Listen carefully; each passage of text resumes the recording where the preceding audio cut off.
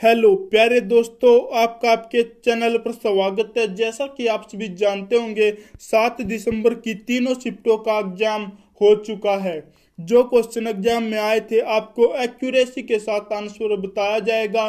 साथ ही जिन बच्चों का एग्जाम नहीं हुआ था वे इस वीडियो को पूरा देखना, ताकि उनको पता चल जाए कि एग्जाम का लेवल क्या था। दूसरी बात, उन बच्चों को यह वीडियो पूरी देखना क्यों जरूरी है, क्योंकि जो क्वेश्चन इस वीडियो के माध्यम से मैं आपको करवाऊंगा उससे रिलेटेड 4 या 5 क्वेश्चन मैं आपको एक्स्ट्रा करवाऊंगा, ताकि आने वाली शिफ्टों में इस क्वेश्चन से रिलेटेड क्वेश्चन पूछा जाए तो आप आसानी से टिक कर सको। तो चलो क्वेश्चन स्टार्ट करते हैं। आज का हमारा पहला क्वेश्चन, बाखड़ा नांदल बांध किस नदी पर है? बाखड़ा नांदल बांध किस नदी पर है? सतलुज नदी पर है। इससे रिलेटेड आपसे क्या क्या क्वेश्चन पूछे जा सकते हैं? हीराकुंड बांध परियोजना किस नदी पर है? महानदी पर है। कहाँ है महानदी? उड़ीसा में महानदी है। तो क्या पूछा जा सकता है? हीराकुंड बांध परियोजना किस नदी पर है? महानदी पर है।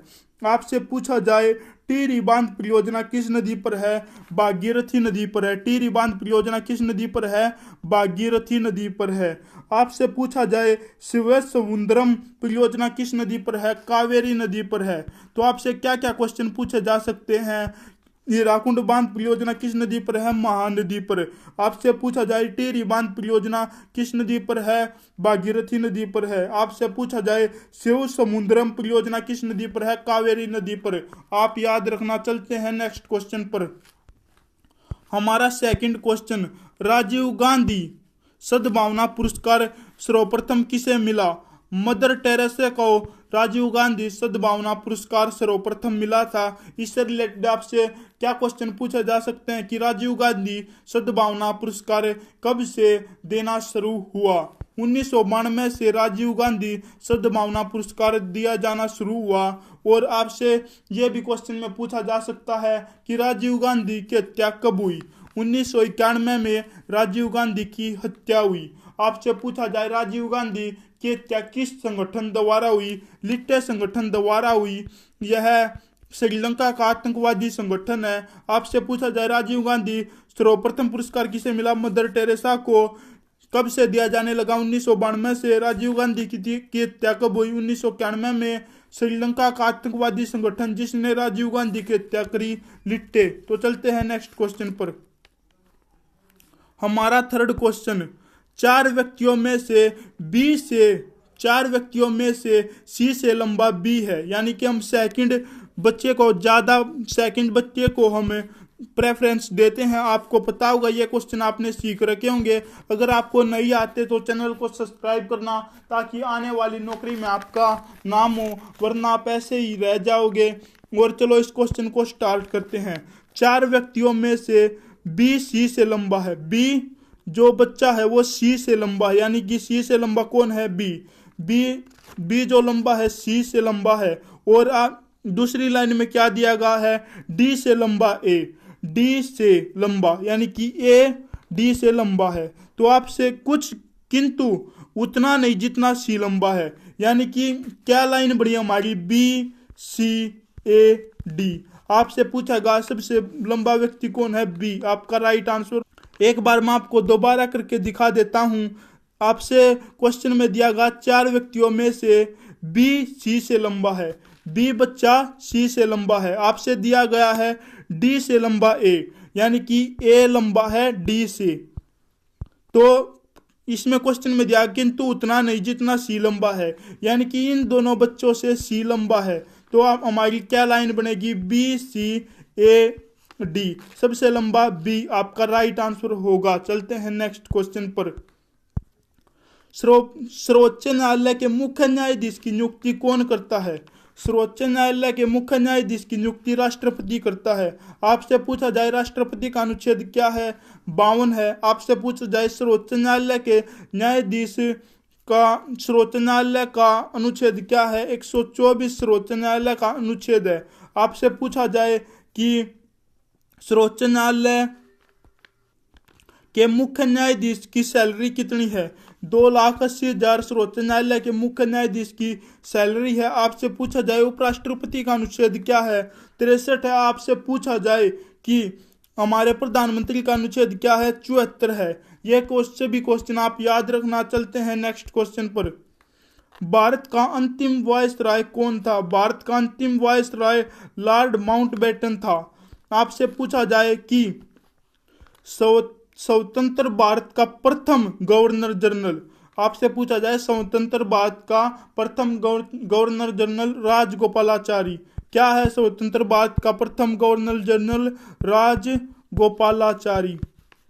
राजगोपालाचारी। तो ये 2 क्वेश्चन हो गए, ये भी रिपीट हो सकता है। भारत का अंतिम वायसराय लॉर्ड माउंटबेटन, स्वतंत्र भारत का प्रथम गवर्नर जनरल राजगोपालाचारी है। चलते हैं नेक्स्ट क्वेश्चन पर। किस संविधान संशोधन से मतदान की आयु 21 से घटाकर 18 कर दी थी? 61वें संविधान संशोधन से मतदान की आयु घटाकर 18 कर दी थी। आपसे पूछा जाए संविधान संशोधन किस देश से लिया गया है? संविधान संशोधन दक्षिण अफ्रीका से लिया गया है। कहां से लिया गया है संविधान संशोधन? दक्षिण अफ्रीका से। चलते हैं नेक्स्ट क्वेश्चन पर। वर्ष 2020 अभिनेत्री कंगना रनौत को कौन सा पुरस्कार मिला?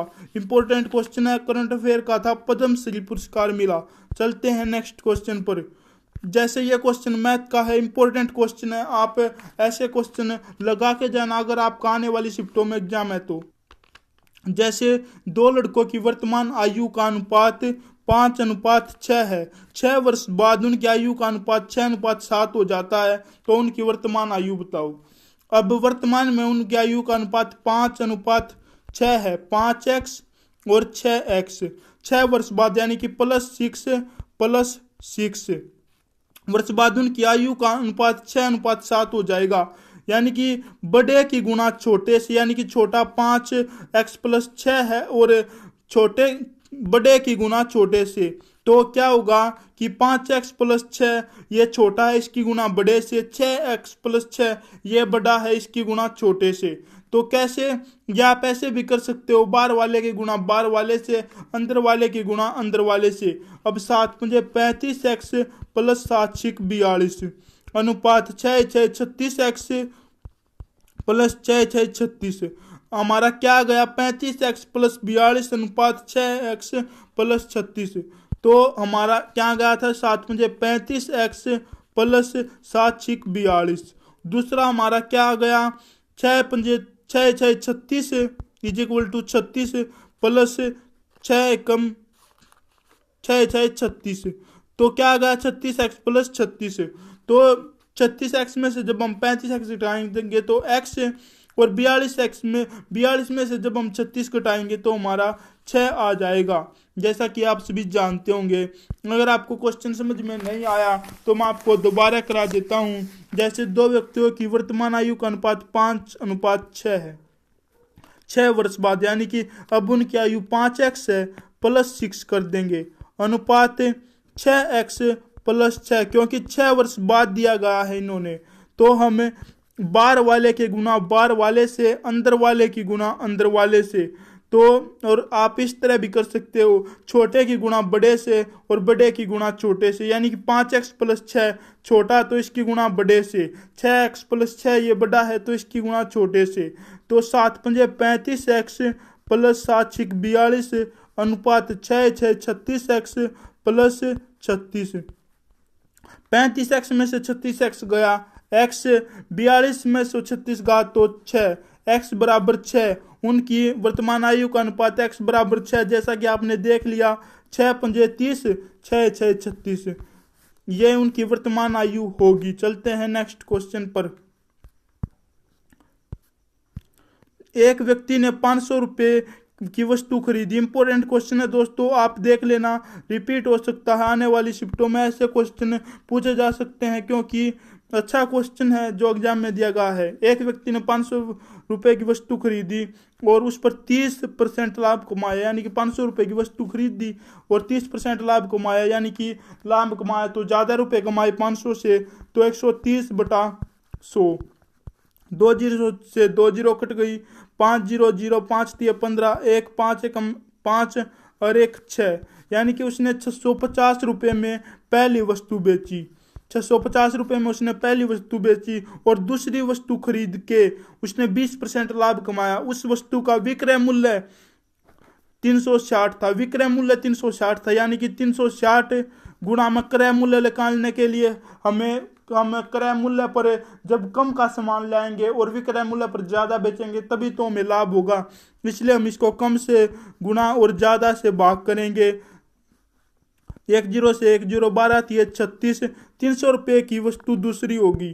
तो 650 की तो हमने पहली बेच दी, दूसरी हमने 360 की बेच दी और हमने पहली वस्तु खरीदी थी 500 की, और जैसा कि मैंने निकाला कि दूसरी वस्तु हमने खरीदी थी 300 रुपये की, तो हमें इस पर तो हुआ 150 रुपये का फ़ायदा और इस पर हुआ हमें 60 रुपये का फ़ायदा। तो टोटल हमें 210 रुपये का फ़ायदा हुआ। ये हमारा लाभ था। तो इसमें क्या बताया गया है, आपसे ये पूछा जाए कि दोनों वस्तुओं का लाभ क्या था, तो 210 रुपये। आपसे पूछा जाए दूसरी वस्तु का क्रय मूल्य बताओ, दूसरी वस्तु का क्रय मूल्य 300 है, जैसा कि मैंने निकाला था। अगर आपको समझ में नहीं आया तो आप बता देना, मैं दोबारा रिपीट कर दूंगा नेक्स्ट वीडियो में। आप कमेंट जरूर करना वीडियो कैसी लगी, अच्छी लगी तो अच्छी बताना, नहीं तो आप कह देना अच्छी नहीं थी, हम जब भी सब्र कर लेंगे, परंतु आप रिप्लाई जरूर करना। कीट विज्ञान का संबंध किससे है? कीट विज्ञान का संबंध एमोलॉजी से है। एमोलॉजी से कीट विज्ञान का संबंध है। आज के लिए दोस्तों इतना ही, मिलते हैं नेक्स्ट वीडियो को। अगर आपको वीडियो अच्छी लगी तो लाइक करना, शेयर करना, सब्सक्राइब करना, ताकि हम भी मोटिवेट हो और आपके लिए ज़्यादा से ज़्यादा वीडियो बनाए और आप सफल हो। हमारी दुआ आपके साथ है। तो आज के लिए दोस्तों इतना ही, मिलते हैं।